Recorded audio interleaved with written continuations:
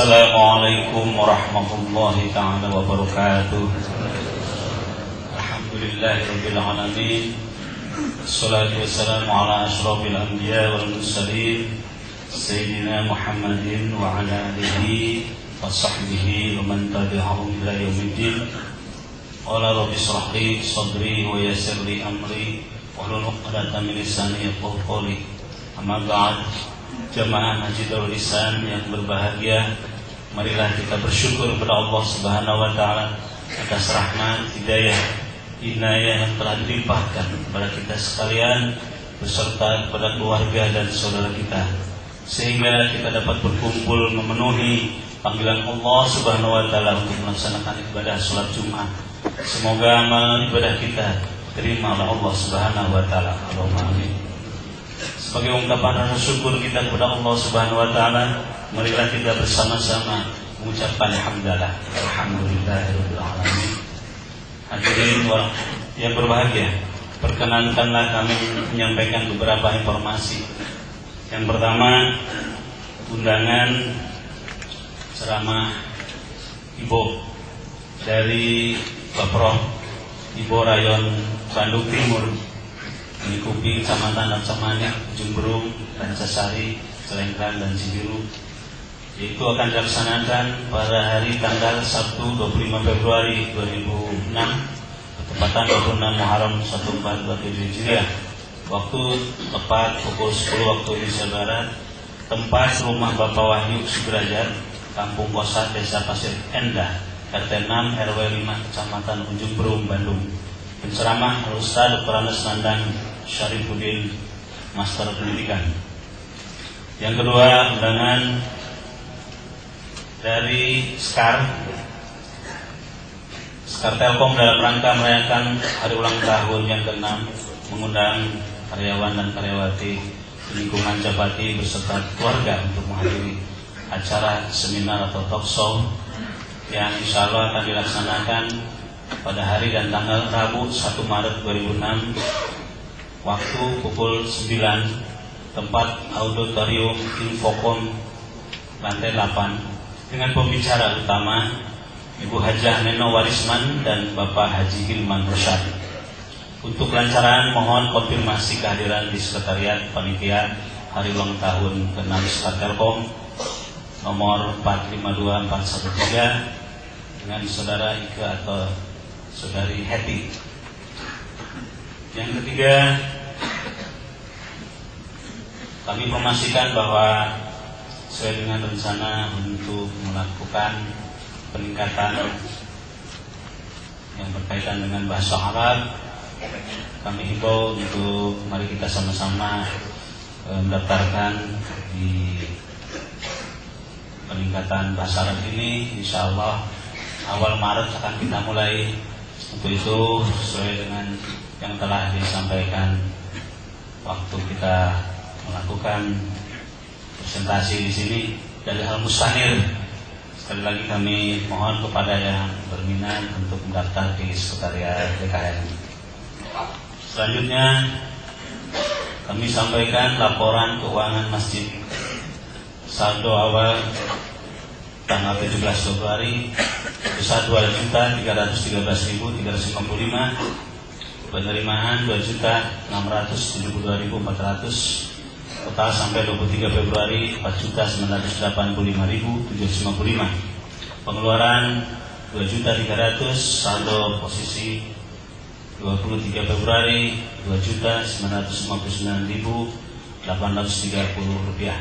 Pada jamaah yang telah menginfakkan sebagian rezekinya melalui kotak amal Masjid Darul Ihsan, kami atas nama DKM mengucapkan jazakumullahu khairan katsiran. Semoga Allah Subhanahu wa taala mengganti dunia maupun akhirat dengan pahala yang berlipat ganda.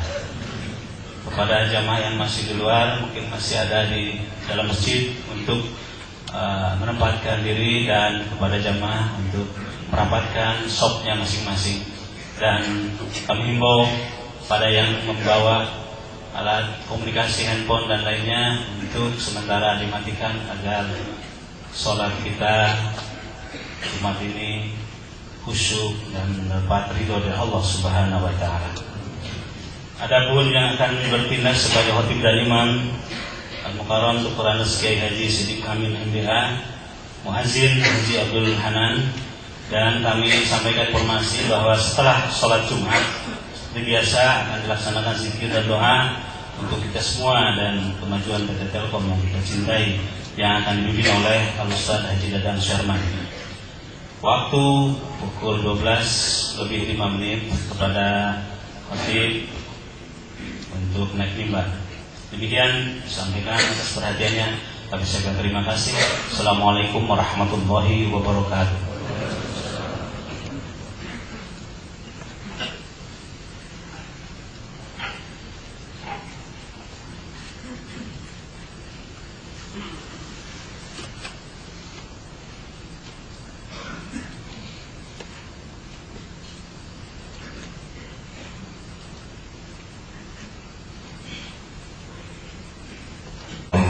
Warahmatullahi wabarakatuh.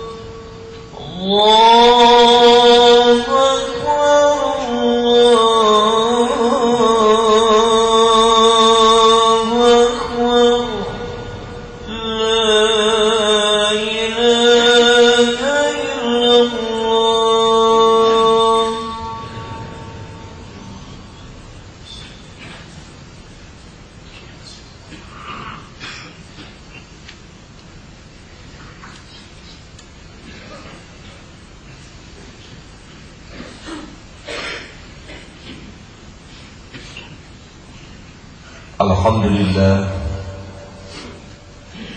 nahmaduhu wa nasta'inuhu wa nastaghfiruh wa na'udzu billahi min shururi anfusina wa sayyiati a'malina.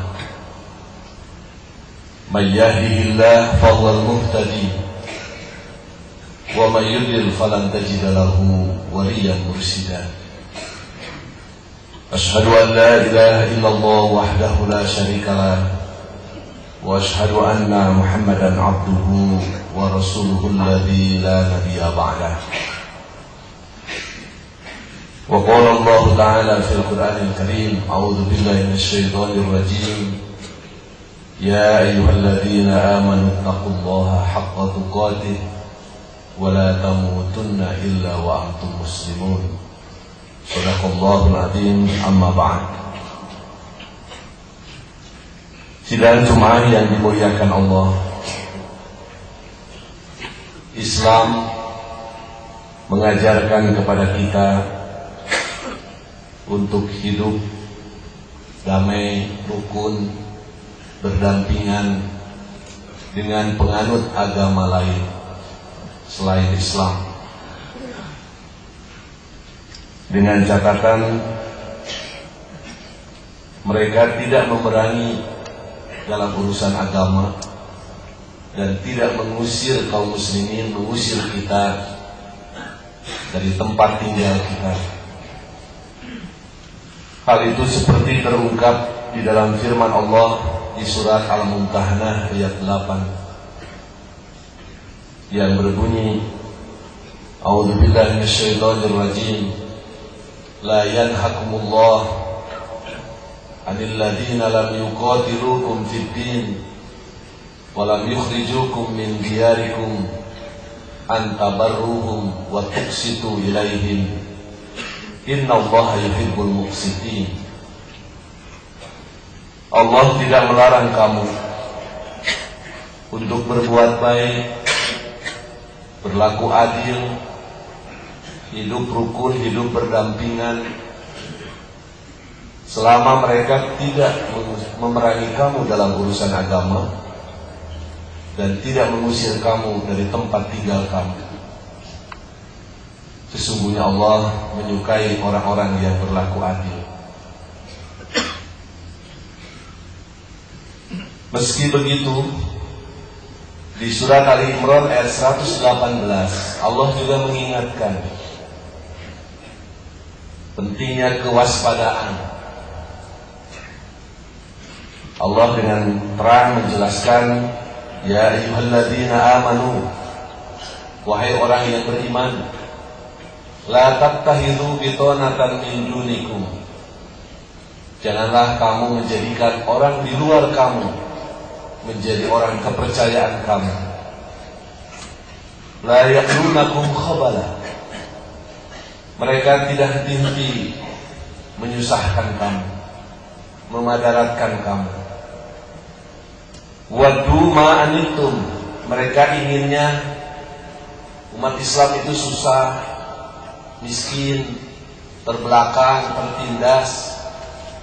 Qad badatil baghdau min afwahihim, telah nampak kebencian mereka terhadap Islam dan muslimin itu dari omongan mereka, dari tulisan mereka, dari gambar dan karikatur mereka, dari sikap dan perilaku mereka.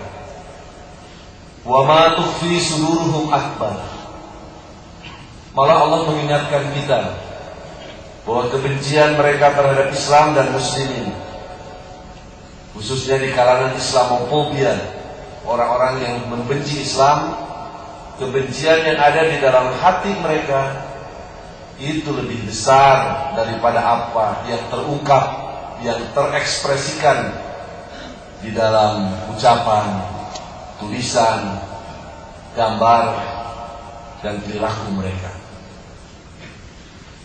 Kalau ayat ini kita hubungkan dengan sebuah kasus yang menghebohkan, bahkan menyurut emosi dan amarah kaum muslimin di berbagai belahan dunia, bahkan telah menimbulkan tindakan-tindakan anarkis, yakni pembuatan karikatur Nabi Muhammad SAW yang kita muliakan, yang bermula dari seorang penulis Denmark bernama Corrie Brotiken. Ia menulis buku berjudul Al-Quran dan Kehidupan Muhammad. Tentu saja karena yang menulisnya seorang non-muslim, tujuannya, nawaitunya bukan dalam rangka mau mensosialisasikan Al-Quran, memperkenalkan peri kehidupan Nabi Muhammad SAW, tetapi menyoroti Al-Quran dan kehidupan Nabi Muhammad itu dari sudut pandang negatif.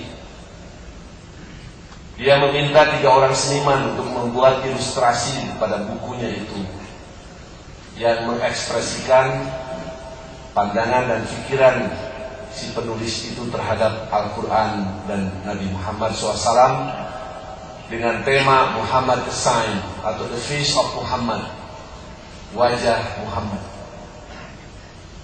Ketiga seniman itu ternyata menolak untuk membuat gambar dalam buku itu karena khawatir akan memicu amarah kaum muslimin.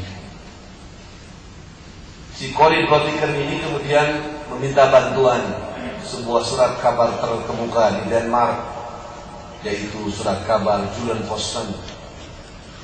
Dan pemimpin surat kabar ini merespon keinginan si Cory Brotiker ini dengan mengundang 40 orang seniman, kartunis dan karikaturis untuk membuat tampilan wajah Nabi Muhammad tersebut. Hasilnya 12 yang dianggap terbaik menurut standar mereka kemudian dipublikasikan di dalam edisi khusus surat kabar Jyllands-Posten itu tanggal 30 September 2005 dan dilampirkan dalam buku karya si Cory Brotiker yang terbit tanggal 24 Januari 2006, buku setebal 272 halaman.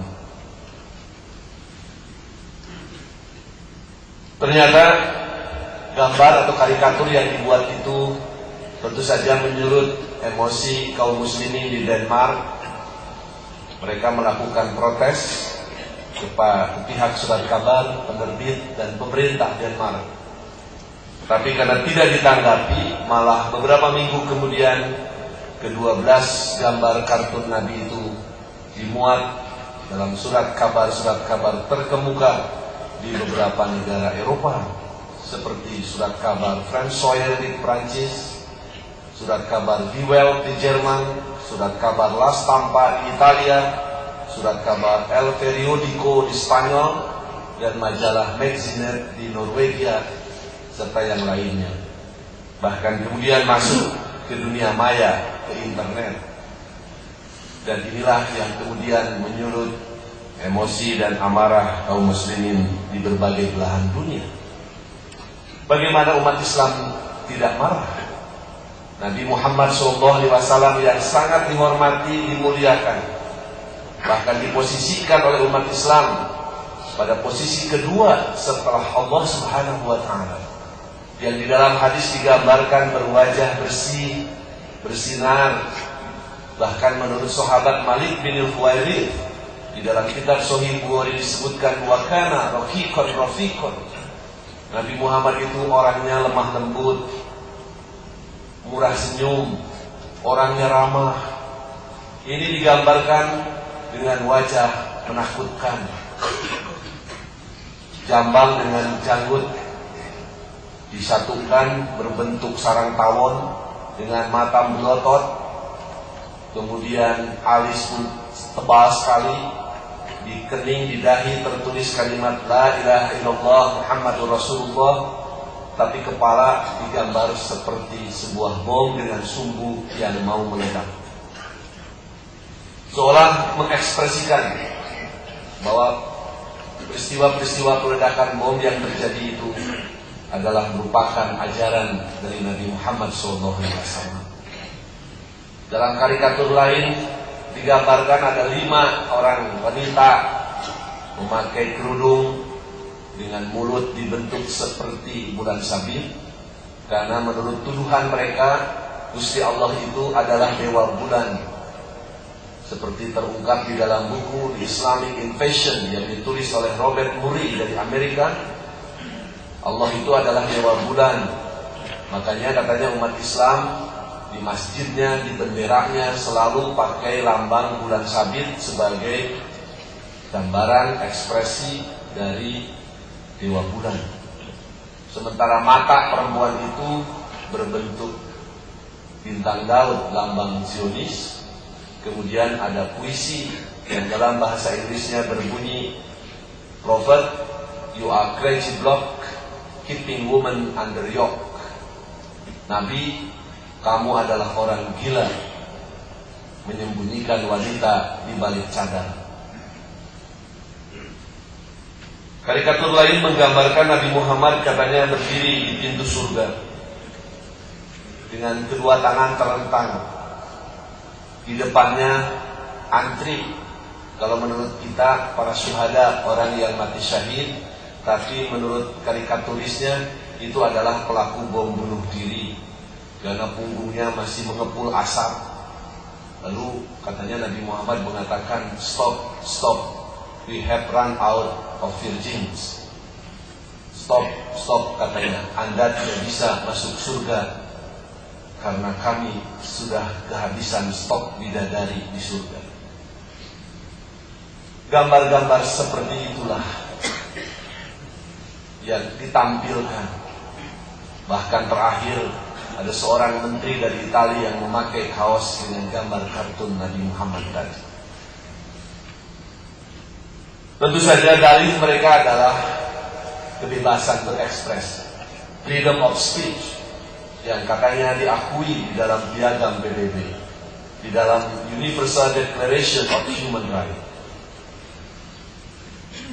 Padahal kita semua tahu bahwa kebebasan itu ada batasannya. Karena di samping manusia sendiri punya keterbatasan, di luar diri kita masih ada manusia lain. Bukankah dulu juga umat Kristen pernah marah ketika John Lennon menyatakan bahwa dirinya dengan grup The Beatles-nya lebih terkenal daripada Yesus? Umat Kristen marah dengan pernyataan itu. Ketika Madonna, seorang artis bintang film Amerika, tampil bugil, di dadanya tergantung kalung bergantel salib, umat Kristen juga marah karena merasa dilecehkan. Bahkan menurut situs The Guardian, sebuah surat kabar di Inggris, April 2003, sebenarnya surat kabar Jurgen Posten pernah diminta oleh seorang karikaturis Denmark bernama Christopher Giller untuk memuat gambar karikatur Nabi Isa alaihissalam. Tetapi pemimpin surat kabar Jurgen Posten menolak untuk memuat karikatur dan kartun Nabi Isa atau Yesus tersebut karena dianggap bersifat provokatif dan dikhawatirkan akan menyulut amarah kaum Kristen.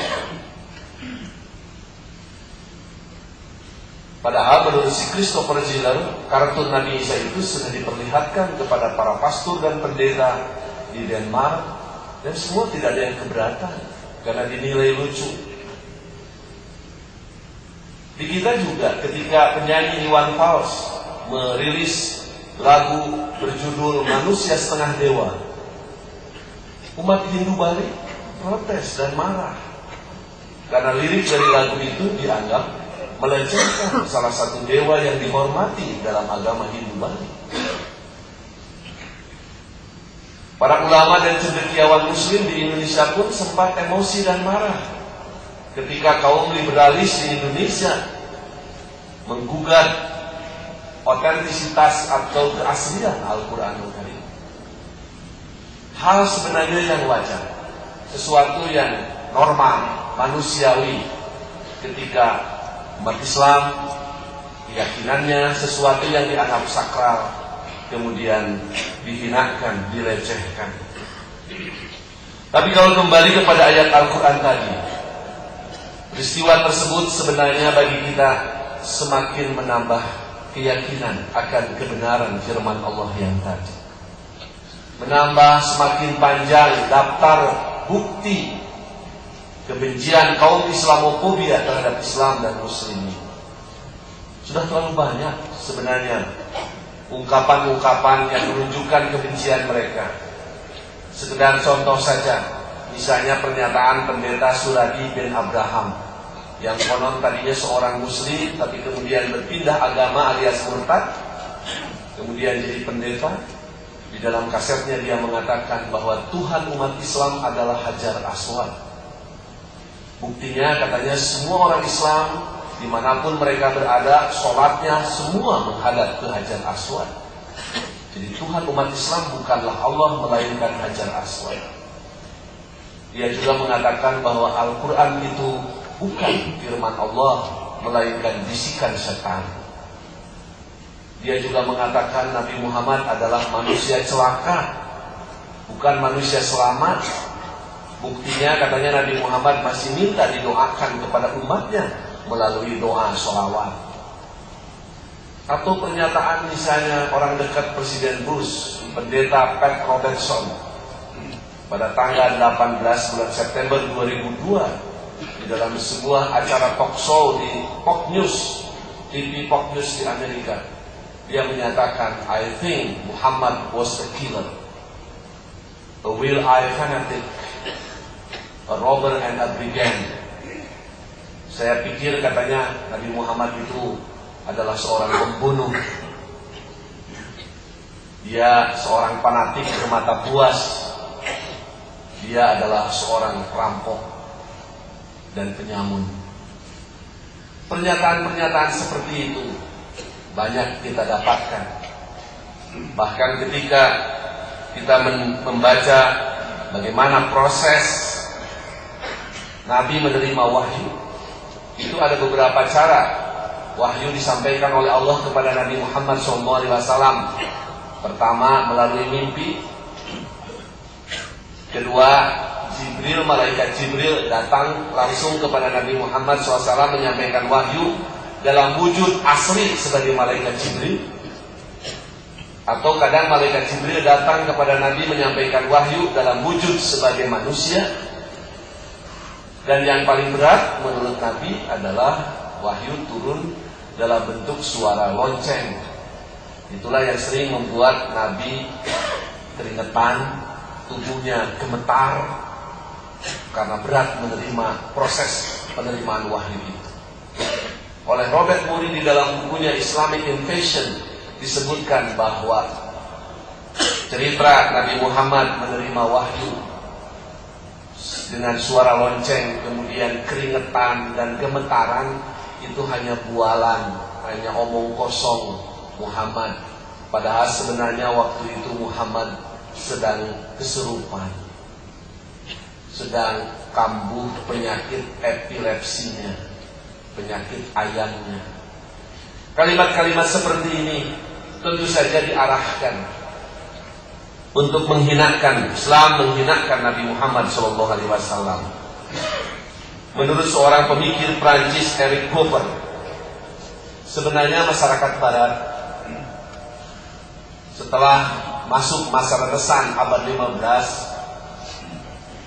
selama 10 abad ada dalam penindasan raja-raja yang didukung oleh gereja. Kemudian mereka menafikan agama, menafikan Tuhan, menafikan ajaran moral, hal-hal yang bersifat sakral mereka kecilkan. Yang kemudian kita kenal dengan ajaran nihilisme atau sekularisme, di mana agama tidak boleh dibawa-bawa ke wilayah publik. Agama hanya urusan pribadi dengan Allah.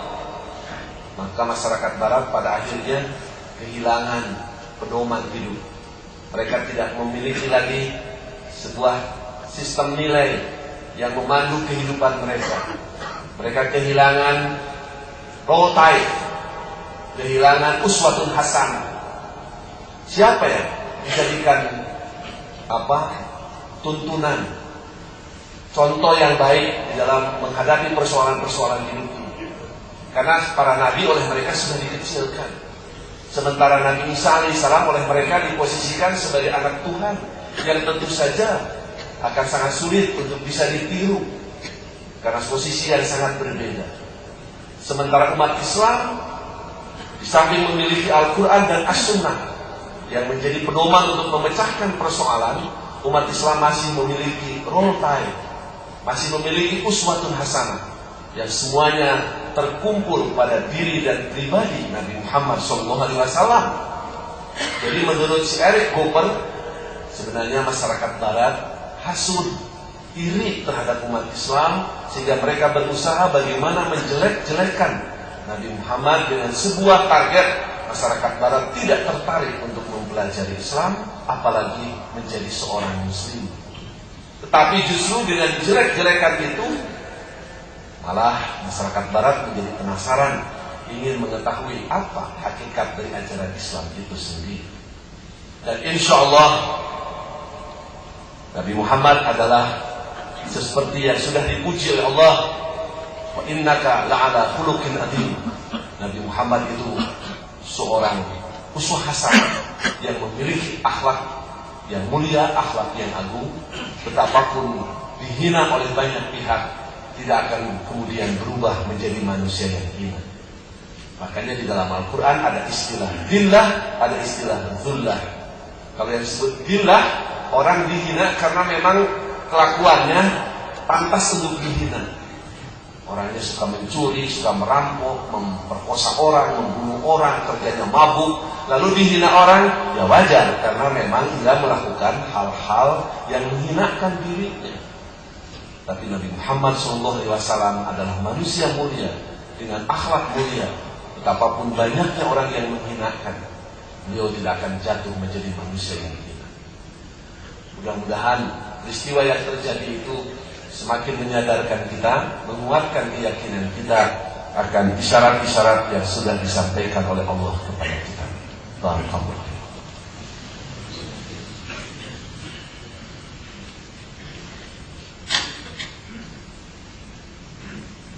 Nahmadullah Rabbal Rahim. Asyhadu an la ilaha illallah ar-Rahmanir Rahim. Wa asyhadu anna Muhammadan abduhu wa rasuluhu min akhiril anbiya'i wal mursalin. Sidang Jumat yang dimuliakan Allah, at-tahiyat akhir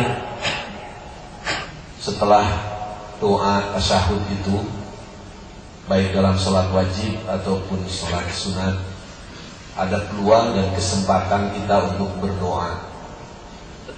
Dan menurut para ulama itu termasuk sangat besar harapan doa kita diijabah. Nabi antaranya mengajarkan kepada kita untuk membaca doa sebelum salam pada tahiyat akhir supaya berlindung diri dari 4 hal. Dan beliau mengajarkan doa itu yang termaktub di dalam kitab Sahih Bukhari, Allahumma inni a'udzubika min adzabi jahannam atau min adzabin nar, wa min adzabil kubri, wa min fitnatil mahya wal mamat, wa min fitnatil masihid dajjal. Ini menurut gramatika bahasa Arab disebutnya susunan tadalli, dari mulai yang berat kemudian menurun kepada yang lebih ringan. Disebut yang lebih berat, paling berat yaitu siksa neraka jahanam. Ya Allah, aku berlindung diri kepadamu dari siksa neraka jahanam. Baru turun wa min adzabil qabri, dari siksaan kubur. Karena logikanya seseorang tidak akan lepas dari siksa neraka kalau tidak bisa membebaskan diri dari azab kubur. Dan azab kubur tidak akan bisa lepas kalau kita tidak bisa melepaskan diri min fitnatil mahya, godaan, cobaan mahya sewaktu masih muda, wal mamat, dan cobaan godaan setelah usia tua. Ada juga yang mengartikan godaan, cobaan ketika hidup dan sudah mati. Tapi saya kira kalau orang sudah mati tidak ada lagi godaan, sudah selesai. Makanya sebagian ulama mengartikan fitnatil mahya wal mamat adalah godaan, cobaan, ujian ketika kita masih berusia muda, wal mamat, dan cobaan, ujian ketika kita sudah tua. Dan godaan, cobaan pada usia muda dan tua juga tidak akan bisa terbebas kalau kita tidak bisa membentengi diri min fitnatil masihid dajjal, dari godaan al-masih yang berkeliling, berputar-putar, ad-dajjal, yakni dajjal. Dajjal di dalam pengertian yang diberikan oleh Nabi ternyata bukan hanya satu pengertian. Ada dajjal dalam arti mereka yang mengaku mendakwakan dirinya sebagai nabi. Dalam hadis riwayat Ibnu Majah, Nabi menyatakan wa huwa kharijun fikum, Dajjal itu akan muncul di tengah kamu. Cirinya, fa innahu yabda'u fayaqulu, dia akan nampak dari omongannya. Dia akan ngomong, ana nabiyun, aku adalah nabi. Wala nabiyya ba'di, padahal tidak ada lagi nabi sesudahku. Jadi artinya kalau ada orang mendakwakan dirinya, mengaku dirinya sebagai nabi, itu Dajjal. Ada juga Dajjal dalam hadis itu adalah makhluk yang makhluk misterius yang konon akan muncul menjelang hari kiamat. Tapi saya kira itu tidak perlu dicari, tidak perlu ditunggu. Dan ada Dajjal dalam pengertian yang ketiga, yang termaktub di dalam doa yang tadi, wa min fitnatil masiihid dajjal. Menurut para ulama, Dajjal di sini adalah merupakan karakteristik dari godaan setan yang membalik-balikan pandangan manusia. Sesuatu yang baik dinilai buruk, sesuatu yang buruk dipandang baik. Itu adalah kerjaan setan, disebut Dajjal. Orang misalnya rajin beribadah, taat kepada agama, dituduh orang itu fanatik, ekstrim, fundamentalis, kolot, kuno. Tapi orang yang mudahin, orang yang longgar terhadap agama, sholatnya juga mau-mau, enggak. Kadang sholat, kadang enggak. Hal-hal yang haram dilanggar, maka dianggap itu manusia toleran, manusia moderat, orang yang berpikiran maju. Nah, ini sudah dirubah pandangan. Sesuatu yang haram dianggap baik, dianggap up to date, dianggap modern. Tetapi sesuatu yang menurut ajaran Islam baik, benar, malah dianggap kuno, kolot, ketinggalan zaman. Selain itu juga Rasulullah mengajarkan kepada kita doa yang pendek sebelum salam, sama bersifat ta'awud. Allahumma inni a'udzubika minal ma'thami wal mazrami. Allahumma ya Allah, ini sesungguhnya aku a'udzubika, berlindung diri kepadamu, minal ma'tham, dari banyak dosa, wal magrom, dan banyak hutang. Ada sahabat bertanya kepada Nabi, kenapa Rasulullah Anda berlindung diri dari banyak hutang? Rasulullah menjawab, orang kalau banyak hutang terbuka peluang untuk berbuat dosa. Idza hadatsa kadzdzaba, apabila ngomong campur bohong. Wa idza wa'ada akhlafa, apabila janji banyak ingkar. Orang yang berhutang setiap kali ditagih, janjinya itu tidak pernah tepat. Besok rusak, kemudian dicampur dengan bohong, terbuka. Dalam skala negara juga sama, ketika sebuah bangsa hutangnya gede, maka kemandirian, kemerdekaan bangsa tersebut juga menjadi tergadai, tidak bisa berdiri tegak di hadapan mereka yang memberikan hutang itu. Oleh sebab itu Nabi menganjurkan untuk membaca sebelum salam 6 hal yang kita mintakan perlindungan kepada Allah. Allahumma inni a'udzubika min adzabi jahannam wa min adzabil qabri wa min fitnatil mahya wal mamat wa min fitnatil masiihid dajjal. Lalu disambung, Allahumma inni a'udzubika minal ma'thami, dari banyak dosa, wal mazromi, dan kesakitan. Mudah-mudahan doa kita diijabah, dikabul oleh Allah Subhanahu wa taala. Demikian khutbah yang bisa saya sampaikan. Mudah-mudahan Allah Subhanahu wa taala mengampuni segala kealpaan dan dosa kita serta dosa ibu bapa kita. Allahumma rabbana innana dzalamna anfusana wa illam taghfir lana wa tarhamna lanakunanna minal khasirin. Rabbana la tu'akhidna in nasina aw akhtana. Rabbana la tuzigh qulubana ba'da idh hadaitana wa hab lana min ladunka rahmah innaka antal wahhab. Allahumma inna nas'aluka ar-ridha ba'dal qada wa bardal 'aish ba'dal maut ولذة النظر إلى وجهك الكريم والشوق إلى لقائك في غير ضراء مضرة ولا فتنة مضلة. اللهم أعز الإسلام والمسلمين، اللهم أعز الإسلام والمسلمين، اللهم أذل الشرك والمشركين، اللهم أذل الشرك والمشركين. اللهم ربنا آتنا في الدنيا حسنة وفي الآخرة حسنة وقنا عذاب النار. اللهم إنك تسمع كلامي وترى مكاني وتعلم سرا وعلانيتي، نسألك الإجابة يا أرحم الراحمين. أقول قولي هذا وأستغفر الله لي ولكم. السلام عليكم ورحمة الله. الله أكبر الله أكبر، أشهد أن لا إله إلا الله، أشهد أن